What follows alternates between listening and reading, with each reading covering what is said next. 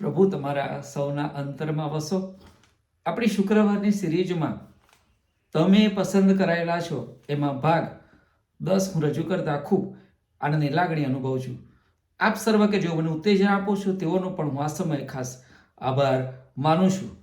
લેન્ટના દિવસોની શરૂઆત થઈ ગઈ છે વાલાઓ, અને એમાં આજે હું આપની આગળ તમે પસંદ કરાયેલા છો એમાં ચેતવણીનો સંદેશ આપવા માંગુ છું. ઉત્પત્તિ 3 અને 19 બાઇબલમાં એવું લખવામાં આવ્યું છે કે તું ધૂળમાંથી લેવાયેલો છે, તું ધૂળ છે અને ધૂળમાં પાછો એ મળી જવાનો છે. આમાં 3 બાબતોનો સમાવેશ થતો આપણને જોવા મળે છે. પહેલું કે તું ધૂળમાંથી લેવાયેલો છે. ખરેખર જોવા જઈએ તો ધૂળનું શું મૂલ્ય હોય? ધૂળનું કશું જ મૂલ્ય નહીં.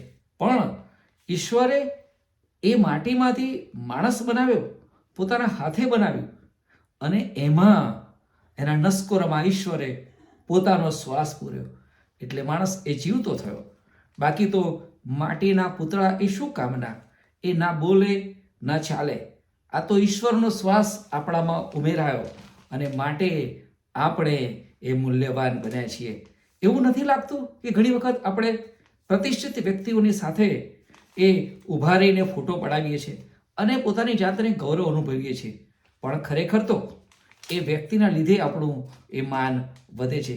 ઈશ્વરે આપણા બધાનું સર્જન કર્યું છે, પણ તેણે આપણને રોબોટ નથી બનાવ્યા કે જેનું સંચાલન એ રિમોટથી કરવામાં આવે.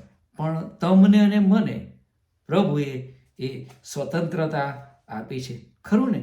એકવાર એક કુંભાર સાથે મારે વાત કરતા મેં એમને પૂછ્યું કે ભાઈ, તમે જે આ બધી વસ્તુઓ બનાવો છો માટીની, એમાં તમે કઈ બાબતનું ધ્યાન રાખો છો?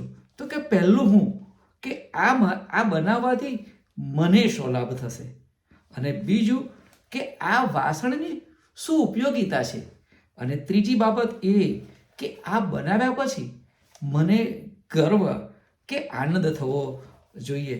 શું ખરેખર ઈશ્વરે આપણું સર્જન કરીને આવું નહીં વિચાર્યું હોય? મૂલ્યાંકન કરજો જરા. બીજી બાબત કે તમે અને હું એ ધૂળ છીએ, એ ઈશ્વર જાણે છે. ગીતશાસ્ત્ર 103 અને 14 દાઉદ ભક્ત એવું કહે છે કે તે આપણું બંધારણ જાણે છે અને આપણે ધૂળના છીએ એવું એ સંભાળે છે. અને એટલે કે એનો અર્થ એમ કે આપણામાં રહેલી ખામીઓ, ત્રુટીઓ અને નબળાઈઓની ઈશ્વરને ખબર છે, અને તે આપણું આવી રીતે બંધારણ જાણે છે. મારી પુત્રવધુ સેજલ એ મારી પૌત્રી ગેબ્રિયલ માટે જ્યારે કોઈ પણ ખાવાની વસ્તુ જ્યારે ખરીદતી હોય છે ત્યારે એ ખાસ કરીને એનું કન્ટેન્ટ વાંચે છે કે ભાઈ આ વસ્તુ બનાવવામાં કઈ કઈ વસ્તુનો ઉપયોગ કરવામાં આવ્યો છે. અને ઈશ્વર જાણે છે કે જેમ ઈશ્વર પણ આપણા માટે એવું જાણે કે કઈ વસ્તુ આપણને હાનિકારક છે. આપણા માટે જોઈએ તો યાકૂબના પત્ર માનો 5મો અધ્યાય 17મી કલમમાં એવું લખ્યું છે કે એલિયા સ્વભાવે એ આપણા જેવો માણસ હતો.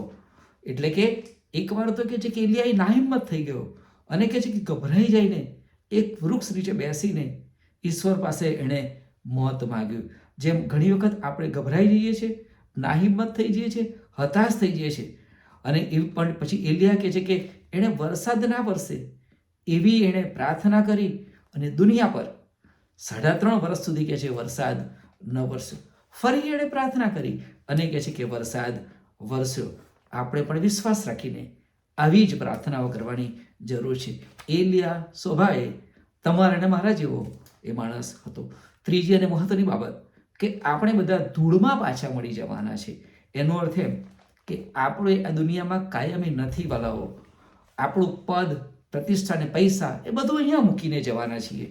હમણાં મારા વાંચવામાં આવ્યું કે છે કે એક પ્રખ્યાત રોક સ્ટાર માઇકલ જેક્સન એ 50 વર્ષની ઉંમરે કે છે મરણ પામ્યો, અને એણે એની રેખદેખમાં મેડિકલ હેલ્પ માટે 12 નિષ્ણાત ડૉક્ટરોની એ ટીમ 24 કલાક એ તૈયાર રાખેલી, ખડે પગે તૈયાર હતી, અને તો પણ એ પોતાનું જીવન એ લંબાઈ શક્યો નહીં, કારણ કે ઈશ્વરના હાથમાં બધી બાબતો છે, અને કહે છે કે આપણે ધૂળમાં પાછા મળી જવાના છે. અને ખરેખર આ લેન્ટના દિવસોમાં આપણે આપણી જાતને એ નમ્ર બનાવવાની વિશેષ જરૂર છે. દુનિયાભરની આપણી આંખો એ બંધ થઈ જાય એ પહેલાં વાલાઓ, આપણા માટે આ ચેતવણી છે કે તમે ધૂળમાંથી લેવામાં આવેલા છો.